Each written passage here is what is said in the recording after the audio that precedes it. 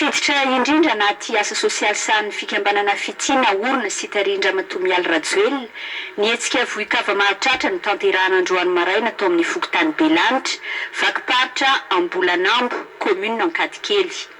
Traboina noho ny fandalovany rivodoza Giovanna farany teo mahatratra 270 izy ireo avy amina tafo 420. Rava avokoa teto ny trano fonena ny voly zara raha avitra ny fiompiana. Vaky ny rano dia tonga dia nitosaka nakaty amin'ny tanàna dia rehefa afaka ny pitsony iny dia niakatra be ny rano dia nirodana le rindrina. Izay zany mbola tsy manana an'ilay trano dia mbola misisisika eo fa zafy manano dia tsy mba manano hazo. Fahasalamana nanao izay zany ohatran'izao marary ny vavoniko dia ohatran'reraka be dia le zafikelyko ireo zany mivala. Tranonay zany efitra roa dia divitry ny rano ao zany tranonay izao. Ny trano zany zay mbola tsisy anarenana ny trano satria mbola betsaka le rano fa mbola tena sisy be filosy zany toetra. Ny asanay zany mivadiko zany manarato ny asany dia mivarotra trondro ny asako. Eo amin'ny sakafo zany no tena ilainay satria ny rano zany be dia be moa tondraka ny fambolena, ny trano tondraka dia eo amin'ilay asa zany tsy misy asa atao satria ny asanay zany ao anaty rano ao. Ilay arimoka ny tena manaikitra biby moka amin'ny alina.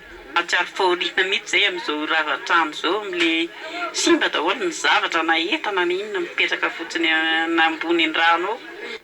Lahara-pamehan'ireo tomponina ireto ny anarana ny toeram-ponenany aloha mandra-piandro izay dia mety amin'izy ireo ny mipetraka anaty tranolay. Afaka volana maromaro any amin'ny maintany any mihitsy mantsy vao azo ampiasaina indray ireo tanimbary sy tanimboly divitry ny rano raha ny fanazavan'ireo mponina. Tena anatin'ny fambolena zany dia izay menakavy mihitsy ity zany dia hito fa tsisy tena miasa ambolana zany. Fambolena sy fimpiana ny tena fanaovana ity.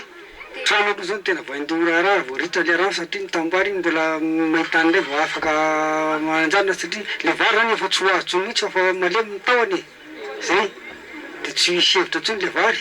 Fa ny tambary zany dia any amin'ny maintany indray zany vao azo ketsehana araky ny fandranan'ilay rano ato amin'ilay dalina dia asa na ho ray volana na roa volana zay vao ritra.